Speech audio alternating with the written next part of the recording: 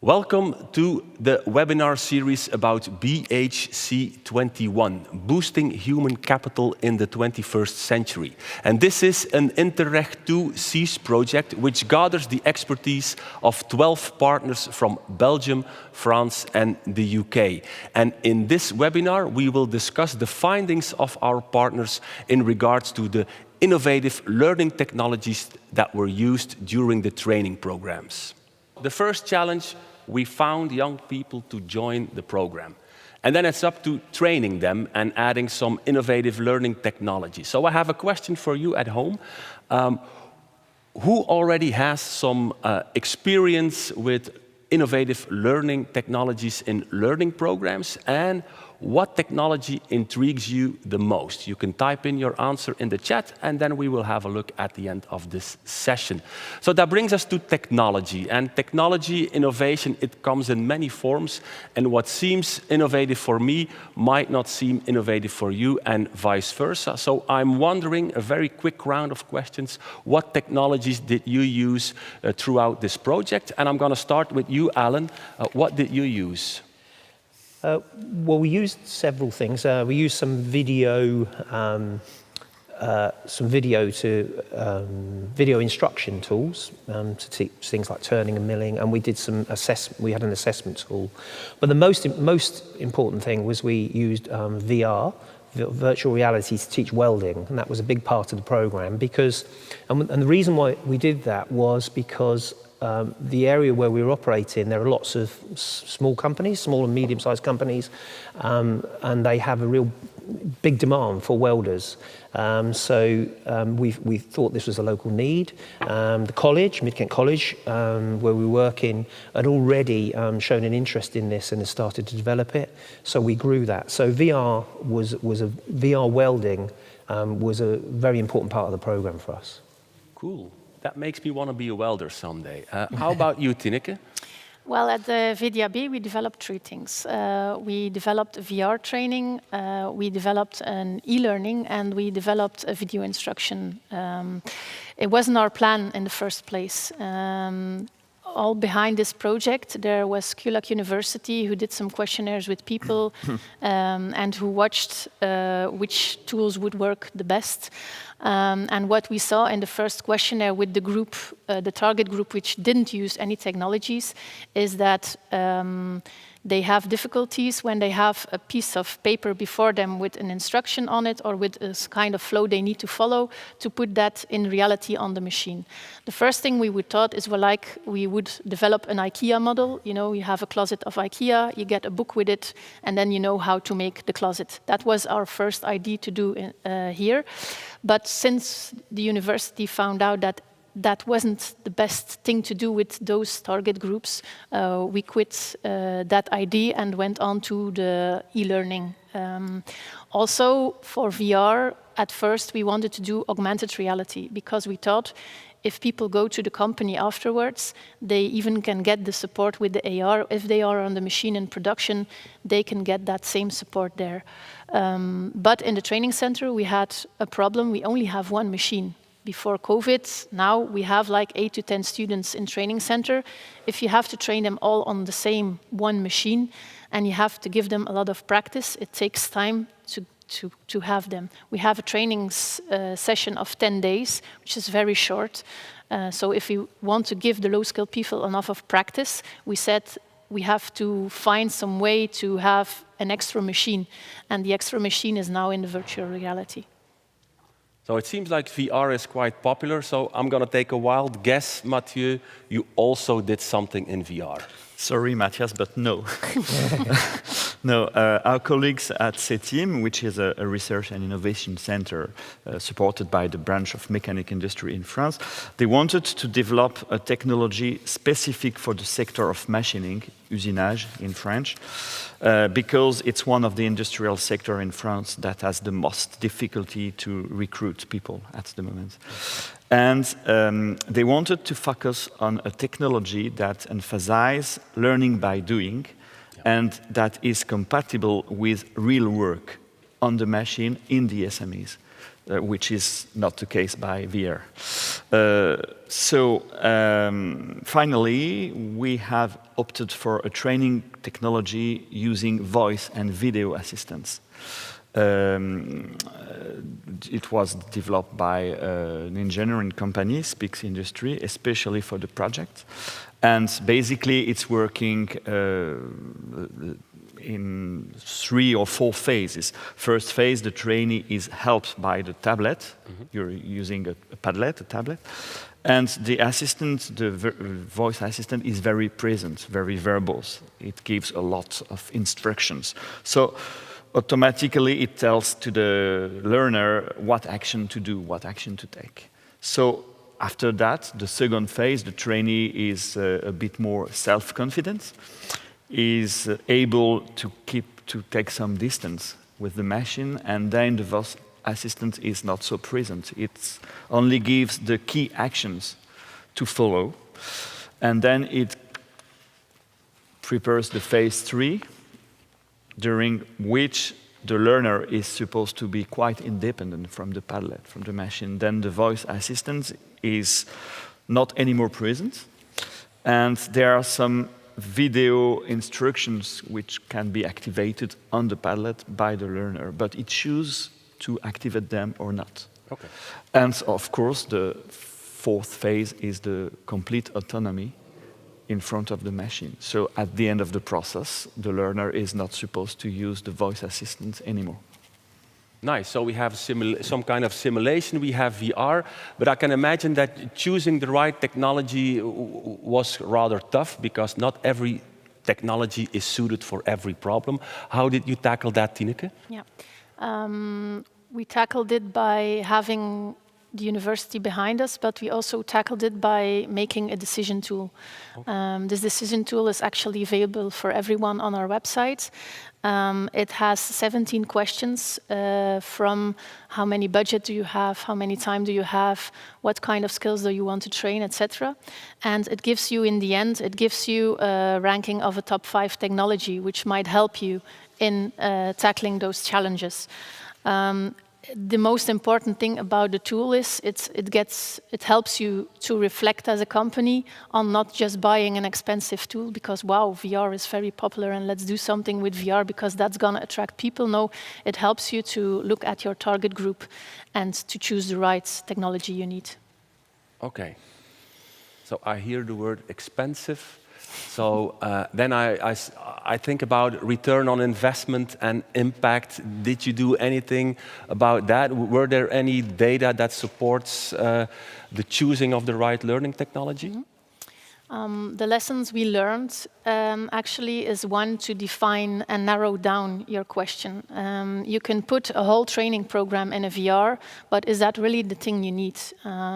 We tried, Bart, the instructor of the training where we focused on, helped us a lot to see where the most problems were in the training. Where do the low-skilled people struggle on? Where did they actually need help? And by narrowing it down, it helps you to get a clear focus on what to train and what to choose. And so we took only one part of the machine into the VR. We also found out that all the 3 technologies which we worked with are all very valuable, but in their own way. Like VR helps them to practice more and to see it in the reality in a safe environment, not having to be having to be scared that they will hurt themselves on the machine when they go on it for the first time. The online training helps them when they get the theory in the class to go through it again on their own pace and to see, okay, do I get it? Make an exercise on it. Do I understand the words which are needed? Put them in the right place. And then the video training helped Bart a lot because there are a lot of details when operating on a machine. But when you're with a group of 8 people around it, you not everybody sees the same thing. So when he shows the video in the class together, he can focus on, okay, this detail is important, this detail is important. So they see more details. For us, it was, I said it before, because of Bart, we narrowed down the question, but I think it's a valuable lesson for every company, everyone who wants to use with technology. Involve your instructors, involve your trainers. They have very valuable information on the target group, very valuable information on the training. So it's very useful to have them there. Do some evaluations with the trainer, with people who don't know anything about the industry, but put them in the VR, let them try it and see, does it work, doesn't it work? Also we asked the target group, what do you feel about it? Is it valuable for you? Does it motivate you or not? So those are lessons learned. And as for impact, it has had an impact in different ways, but also in ways we didn't expect. For us, VR was like, the young people will be motivated to use the VR. Yes, finally some attraction point to get them to the training. When we speak word to word, we will talk about it. We can use VR in that training, and more people will come. But we saw actually that in the first place, the low-skilled people were discouraged by using the VR.